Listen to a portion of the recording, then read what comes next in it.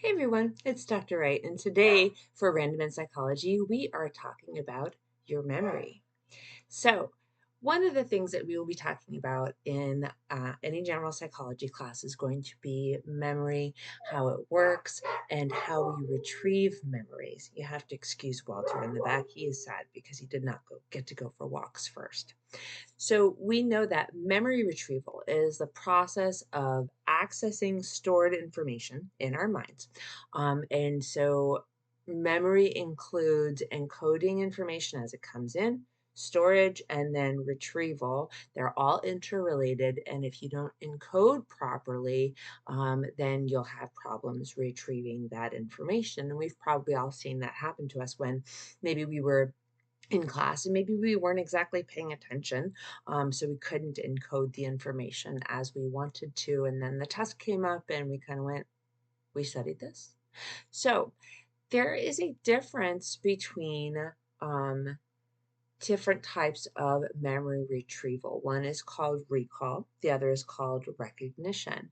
So recall is a memory process where we produce information to which we have been previously exposed without the presence of the original stimuli. Whereas recognition is a memory process where we ask someone to identify material previously experienced. So with recall, I may ask you, what was your best friend's name in high school? And you have to, dig into that memory and pull out information. With recognition, think of like a multiple choice question. So, I ask you the same question and then I say, was it this person? Was it that person? Was it this person? And you're able to recognize it as opposed to fully retrieve it. So we can recognize things that we don't actually recall. We also know that recall is more demanding than recognition. It takes more energy, takes more cognitive effort, but and so that makes recognition faster than recall. So let's talk about recall and retrieval a little bit more in depth.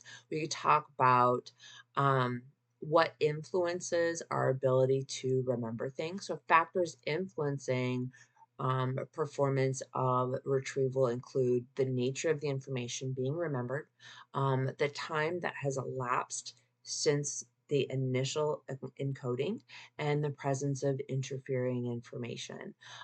So if you're really interested in the information, then the nature of it is going to be, more interesting to you, and you're more likely to be able to remember it more quickly.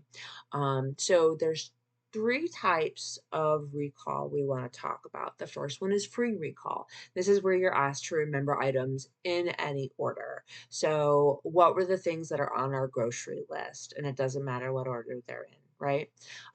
Serial recall is remembering items in a specific order. So, for example, we have to remember our student ID number because it's a very specific order, right? And then cued recall actually involves priming or a hint of some sort. So, if I asked you, what is the capital of Texas, the hint would be Texas, so that you could easily recall the capital of Texas. Now, we want to talk then about recognition. We've got two types of recognition.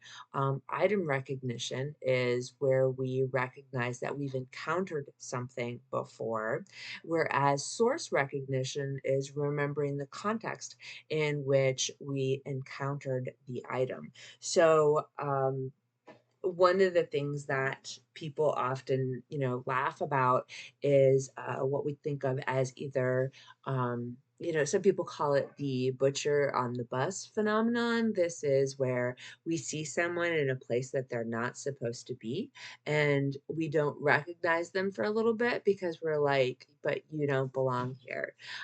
So that's when we can't recognize a person out of their context, or it can be harder to recognize a person out of their context.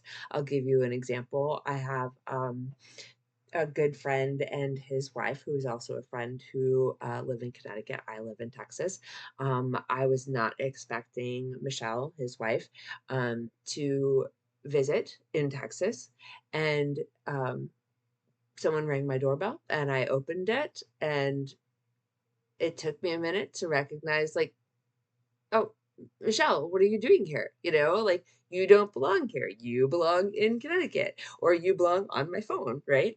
Um, so it can take us a minute if we don't have access to, or if the source is incorrect in terms of like you, but you don't belong here. So the butcher was not, or the butcher was actually on the bus, and that's why we didn't recognize the butcher on the bus. So if you enjoy talking about psychology, feel free to give me a like and a follow. And I will talk to you tomorrow about more psychology stuff.